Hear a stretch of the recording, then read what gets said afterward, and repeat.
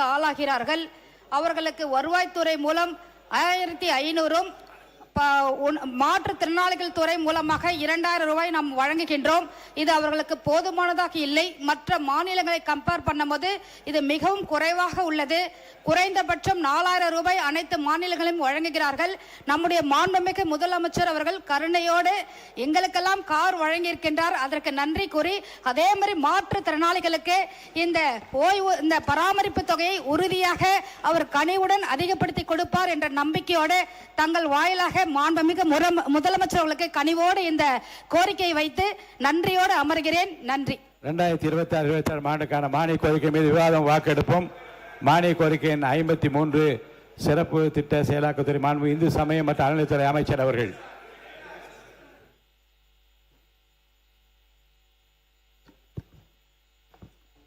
எதிர்கட்சி தலைவர் அவர்கள். மாண்பு பேரவைத் தலைவர் அவர்களே, ஒரு முக்கியமான விஷயத்தை உங்கள்கிட்ட குறிப்பிட விரும்புகிறேன். ஏற்கனவே என்னுடைய மூத்த சட்டமன்ற உறுப்பினர் இது உங்களுடைய கவனத்துக்கு எடுத்துகிட்டு வந்திருக்கிறாங்க. மீண்டும் நினைவுபடுத்த விரும்புகிறேன். இந்த அவையை நீங்கள் முடிந்த வரைக்கும் மிகச்சிறப்பாக எங்களை எல்லாம் வழிநடத்தி கொண்டு போகிறீர்கள். எங்களுக்கும் கேள்வி கேட்பதற்கான வாய்ப்பையும் கொடுக்குறீர்கள், முடிந்த அளவுக்கு கொடுக்குறீங்க. எங்களை விட அதிகமாக ஆளுங்கட்சி உறுப்பினர்களுக்கும் அமைச்சர்களுக்கும் வாய்ப்பை கொடுத்துக்கிட்டு இருக்கிறீங்க. எண்ணிக்கை அடிப்படையில் அவங்களுக்கு அதிகமாக கொடுக்குறேங்க. முடிந்தவரை நான் குறை சொல்ல கொடுத்துக்கிட்டு இருக்கீங்க. நான் இங்கே குறிப்பிட விரும்புவதெல்லாம் ஆளுங்கட்சியை சேர்ந்த உறுப்பினர்கள், அமைச்சர் பெருமக்கள் எங்களுக்கு பதில் சொல்லும்போது ஆதாரம் இல்லாமல் பல குற்றச்சாட்டுகளை வைக்கிறாங்க.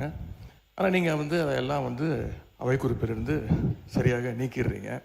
இன்னும் சொல்லப்போனால் சட்டமன்ற வரலாற்றிலே இதுதான் முதல் முறையாக எதிர்க்கட்சி உறுப்பினர்கள் பேசுவதை விட ஆளுங்கட்சி உறுப்பினர்கள், அமைச்சர் பெருமக்கள் பேசுவதையெல்லாம் நீங்கள் தான் முதலாக அவை குறிப்பிலிருந்து நிறைய எடுத்திருக்கிறீங்க. அந்த வரலாறு நீங்கள் படைச்சிருக்கிறீங்க. அதற்கு எங்களுடைய வாழ்த்துக்களை தெரிவிச்சுக்கிறோம்.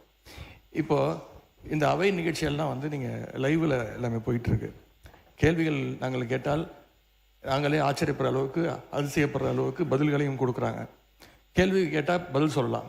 இப்போ பாட்டெல்லாம் வேற பாட ஆரம்பிச்சிட்டிங்க. எங்களுக்கே சில நேரம் சட்டமன்றத்துக்கு வந்திருக்கோமா இல்லை இப்போ சூப்பர் சிங்கர் நிகழ்ச்சிக்கு வந்திருக்கோமா அப்படின்னு சந்தேகப்படுற அளவுக்கு இங்கே பாட்டு நிகழ்ச்சிகள்லாம் நடந்து கொண்டிருக்கிறது. நீங்கள் அவை குறிப்பிலேருந்து நீக்கிடுறீங்க. ஆனால் இதெல்லாம் நேரடி தொலைக்காட்சியில் போகும்போது இதெல்லாம் யூடியூப் சேனல்லையும் சோஷியல் மீடியாலையும் ரீல்ஸாக கட் செய்யப்பட்டு அதிகமாக ஷேர் செய்யப்படுகிறது. அதன் பிறகு நீங்கள் இதில் நீக்குவதிலே அர்த்தம் இல்லாமல் போய்விடுது. எனவே இதை மீண்டும் உங்களுடைய கவனத்திற்கு நான் கொண்டு வர விரும்புகிறேன். அதே மாதிரி இன்னொரு விஷயம், நேற்று முன்தினம் இந்த பேரவையில் பேசின நம்முடைய முதலமைச்சர் அவர்கள் தன்னுடைய டேபிளில் 3 ஃபைல்ஸ் இருப்பதாகவும் அந்த ஃபைல்ஸை அவர் திறந்து பார்க்க வச்சிடாதீங்க அப்படிங்கிற தோணியில் எங்களுடைய அரசை குற்றஞ்சாட்டுகின்ற வகையில் குறிப்பிட்டு பேசியிருக்கிறாரு. அந்த ஃபைல்ஸை நாங்கள் கேட்டுக்கொள்வது, தயவு செய்து அவர் திறந்து பார்க்க வேண்டும், அதன் மீது அவர் ஆக்ஷன் எடுக்க வேண்டும்.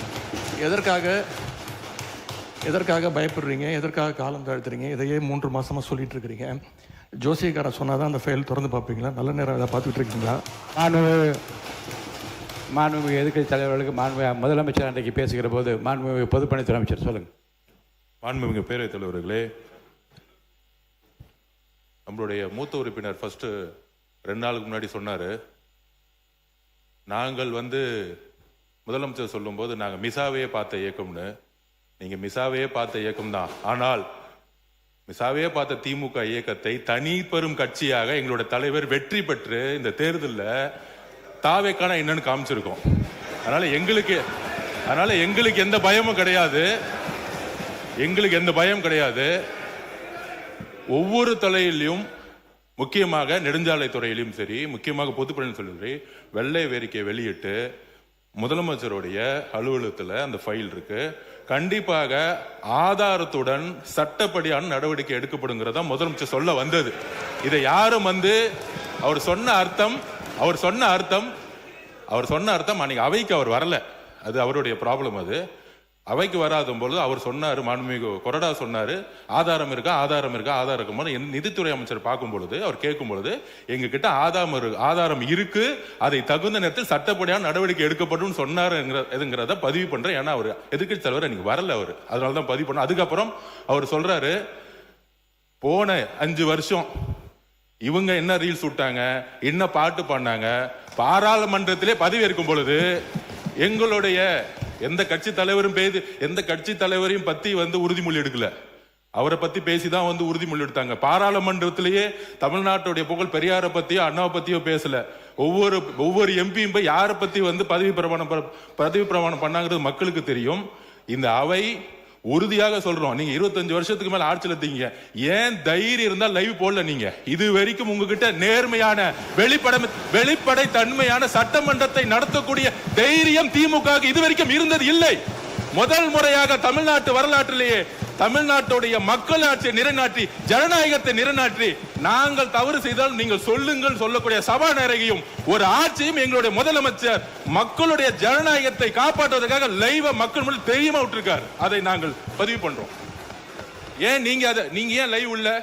2021 உங்களுடைய தேர்தல் அறிக்கை என்ன இருந்துச்சு? 2021 திமுகவுடைய தேர்தல் அறிக்கையில் சட்டமன்றத்தை லைவ்ல கொண்டு வரணும்னு சொன்னீங்களே, ஏன் செய்யல? மாண்பு நீர்வளத்துறை அமைச்சர், மாண்பு பேரவைத் தலைவர் அவர்களே, கொஞ்சம் சொல்லிட்டோம். ஜோசியர் என்ற வார்த்தையை நீக்கும்படி கேட்டுக்கொள்கிறேன். அதுக்கு அடுத்தபடியாக நேற்று மார்க்கெட்டில் ஒரு 70 வயசு முதியவர் சொன்ன ஒரு வார்த்தை என்னான்னு பார்த்தீங்கன்னா, இப்போல்லாம் நாங்கள் சீரியல்லாம் பார்க்குறதில்ல, லைவை அசம்பிளியில் சட்டசபையில் என்ன நடக்குதுன்றத நான் என் மனைவி என் பேத்தி முதல் கொண்டு அதை நாங்கள் காலேஜ் முடிச்சுட்டு வந்தால் கூட நாங்கள் இதை பார்த்துன்னு இருக்கிறோம். உண்மையாகவே ரொம்ப சந்தோஷமாக இருக்குது, நிம்மதியாக இருக்கிறோம். எங்களுக்கு எல்லாம் இருந்த பயம் எல்லாம் போய் இன்னைக்கு எதுவாக இருந்தாலும் எங்களுக்குன்னு ஒரு புள்ள இருக்கிறாரு நம்மளுடைய முதலமைச்சர்ன்றத அவர் அந்த பெரியவர் சொன்னார். இது உண்மை சம்பவம்.